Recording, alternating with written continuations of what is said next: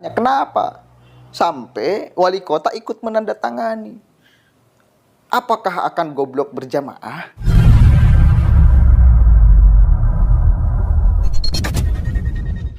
Dengan secara tegas dengan putusan wali kota untuk menolak dan melarang pembangunan gereja HKBP Maranatha di Cilegon. Allahu Akbar. Dua, segera membuat peraturan wali kota perwal atau surat keputusan wali kota Cilegon untuk menguatkan surat keputusan Bupati Kepala Daerah tingkat 2 Serang nomor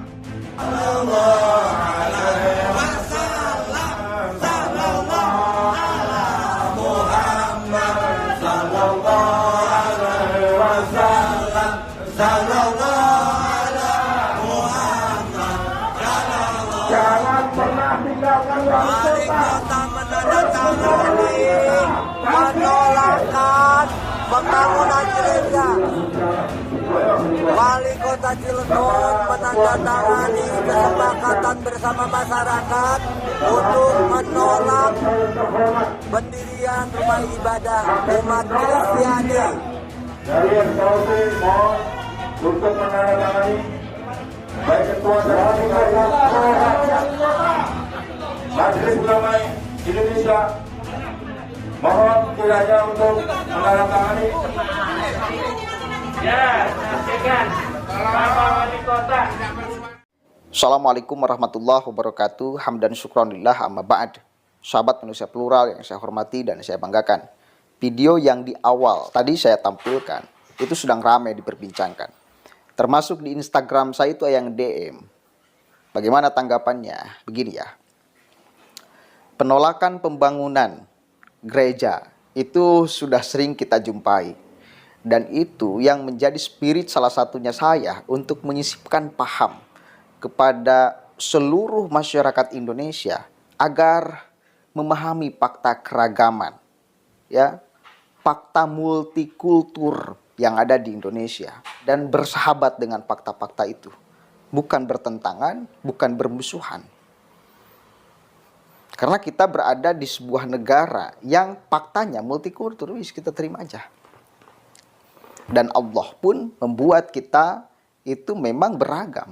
Tujuannya lita'arofu, agar saling mengenal satu sama lain. Selama sepanjang tidak mengganggu, tidak mencederai, tidak menghinakan keyakinan kita.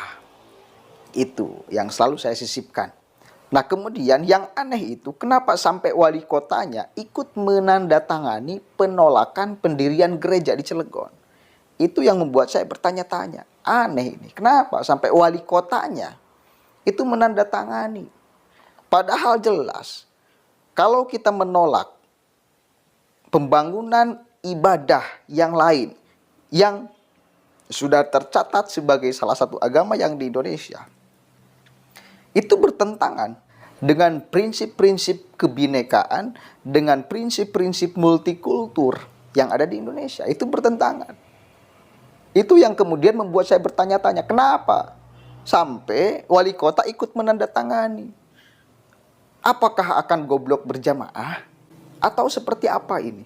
Atau memang mereka punya alasan kuat ya untuk menolak pembangunan gereja selain daripada egosentris ya agama? Ternyata saya baca-baca itu, alasan kuat mereka itu SK Bupati tahun 1975 yang di sana tertuang bahwa tidak boleh ada pembangunan tempat ibadah yang lain selain daripada tempat ibadah orang Islam. Nah, ini kan berarti ada permasalahan di SK itu. Maka saya minta di sini untuk Kemendagri itu mengkaji ulang SK Bupati tahun 1975 itu. Ya. Setelah mengkaji ulang, kemudian revisi atau batalkan atau cabut SK-nya. Kan itu bos. Karena jelas, itu bertentangan dengan kebinekaan yang hadir di Indonesia. Kita nggak mau lah kemudian satu sama lain, kelompok yang beragama itu berbenturan. Apalagi ini pembangunan gereja yang sakral gitu loh. Artinya sakral itu di pandangan orang-orang Nasrani.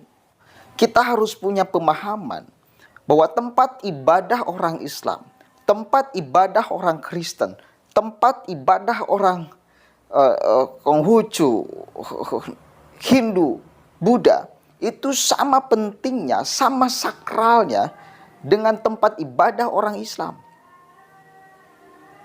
Satu kali lagi, kita harus punya pemahaman itu. Supaya apa? Supaya timbul kita menghargai tempat ibadah yang lain, yang dipercaya sebagai sakral oleh mereka. Sama seperti kita membangun masjid. Bahaya kalau ada orang yang menolak pembangunan masjid. Sesuatu yang sakral. Gitu loh. Coba kemudian kita harus punya pemahaman itu. Pemahaman fakta perbedaan, pemahaman bahwa memang Tuhan sengaja menciptakan manusia ini berbeda-beda antara suku, ras, agama, dan budaya. Tujuannya satu, lita'arofu. Bukan litagodobu, bukan. Lita'arofu, supaya kita saling mengenal. Bukan saling membenci, bukan. Saling mengenal. Ketika prinsipnya saling mengenal, ya berarti kan kita harus mengafirmasi perbedaan bahkan di dalam keyakinan. Saling mengenal. Makanya ayat Al-Quran itu tegas. Lakum dinukum waliyadin. Untukmu agamamu, untukku agamaku. Jelaskan prinsipnya. Anda silakan mempercayai apa yang Anda percayai sebagai jalan menurut Anda masuk surga. Saya pun, kita pun mempercayai apa yang kita percayai sebagai jalan kebenaran dan jalan masuk surga. Kan itu, bos. Saya kira prinsip itu yang mesti kita pegang sama-sama. Apalagi satu kali lagi sebagai orang Indonesia. Yang faktanya sudah menjadi fakta nih. Bukan asumsi lagi, fakta. Multi agama, ras, dan budaya. Kemudian ada sekelompok orang yang tiba-tiba menolak pembangunan gereja. Salah satu agama yang direstui di Indonesia. Ini masalah. Saya kira ini masalah. Mohon untuk kemudian ini diselesaikan. Jangan sampai berlarut-larut. Dan jangan sampai ada satu orang pun warga Indonesia yang berpikiran bahwa perbedaan itu harus menjadi sebuah ancaman. Perbedaan itu menjadi sebagai sebuah ketidakperan melihat sesuatu. Jangan. Apalagi perbedaan sebagai alasan untuk diskriminasi. Diskriminasi yang vertikal. Yang itu sebetulnya tidak boleh kita ganggu. Keimanan saya itu tidak boleh Anda ganggu. Jangankan keimanan yang berbeda agama. Keimanan sesama kita. Saya orang Islam, Anda yang nonton misalnya orang Islam. Jangan kau berani ganggu. Jangan apalagi sampai Anda menilai keimanan saya. Apalagi sampai menghardik, apalagi sampai kemudian gitu loh. Mengutuk keimanan. Itu nggak bisa. Mengadili keimanan itu nggak bisa.